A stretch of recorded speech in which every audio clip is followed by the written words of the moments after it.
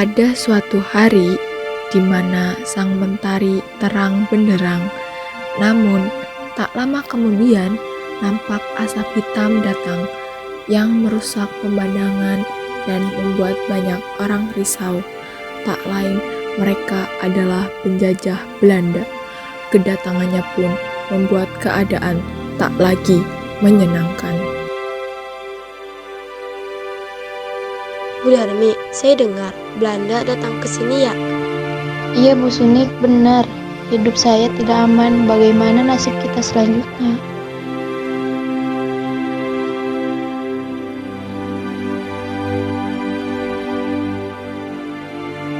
Hahaha. Tunduklah kalian pada air. Tunduk dan beri hormat. Kalau tidak, your house dan seisinya menjadi milik kami. Please, ambilkan mereka sembako. Oke, sayang. Siapa di sini yang paling kalian hormati? Tuanku Imam Bonjol. Hey, siapa dia? Seharusnya akulah yang paling disegani di sini. Lalu si Kelly, istri James, membawa sembako dan melemparkan kepada Darmi dan Suni. Nih, sembako untuk kalian. Kami pergi dulu, Tuan. Setelah kepergian Darmi dan Sunik, kemudian James dan istrinya berbincang. James, aku dengar ada dua perbedaan yang sangat besar di sini. Hahaha, sepertinya aku punya ide.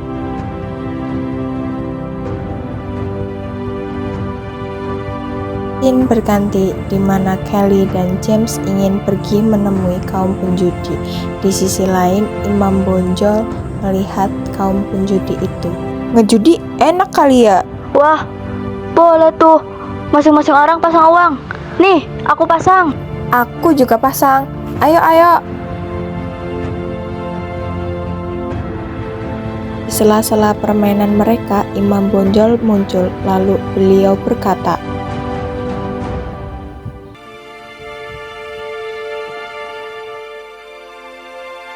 Hei kalian, hentikanlah perbuatan kalian. "Mengapa kami harus hentikan?" Dalam Islam, perbuatan judi itu tidak diperbolehkan. "Tapi kan ini sudah kebiasaan kami. Sudah, Iya, pergi saja. pergi. James dan istrinya yang mendengarkan pertengkaran itu lalu membuat rencana. Suamiku, bagaimana jika kita mengadu domba mereka saja? Baik, ayo jalankan rencana itu sayang. Kemudian James dan Kelly berpisah.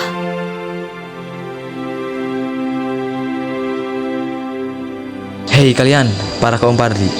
Apa kalian tidak merasa direndahkan oleh kaum adat? Tidak, Tuan. Apa kalian tidak percaya kepadaku? Tidak Tuan, kami selalu percaya pada Tuan. Ambil saja. Tidak, Tidak Tuan. Tuan, Tidak tidak usah. usah. Kelly pun melakukan hal yang sama dengan cara menjelek-jelekan dan mengatakan bahwa kaum Padri tidak menyukai mereka. Karena adu domba tersebut pun, kaum Padri dan kaum adat pun memulai peperangan. Di awal peperangan berkata, Hei kaum adat, tidak usah memulai peperangan ini dengan menunjukkan siapa yang menang dan siapa yang salah. Diam saja kamu. Tidak usah banyak bicara.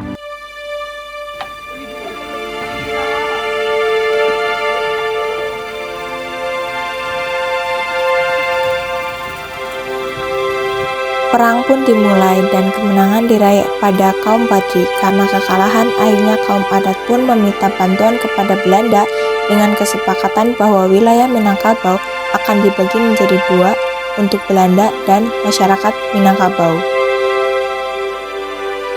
Permisi Tuan, kami ingin membuat kesepakatan dengan Anda untuk melawan kaum Padri. Bagaimana? Baiklah, aku setuju dengan kesepakatan untuk membagi dua wilayah ini. Baiklah, kami akan menyerahkan setengah wilayah ini kepada Anda.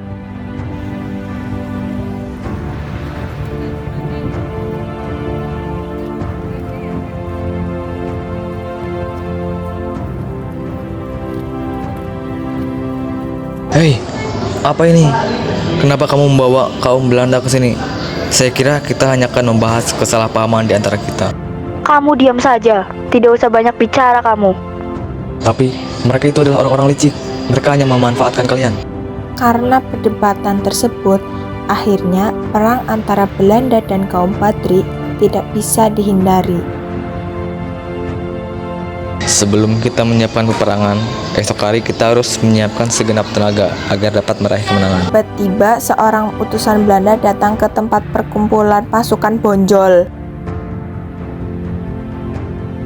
Tuan Imam Bonjol, karena dampak peperangan ini terlalu mahal, banyak darah yang dijajarkan untuk melakukan peperangan yang tidak jelas ini. Saya setuju dengan keputusan rajamu itu, namun dengan syarat.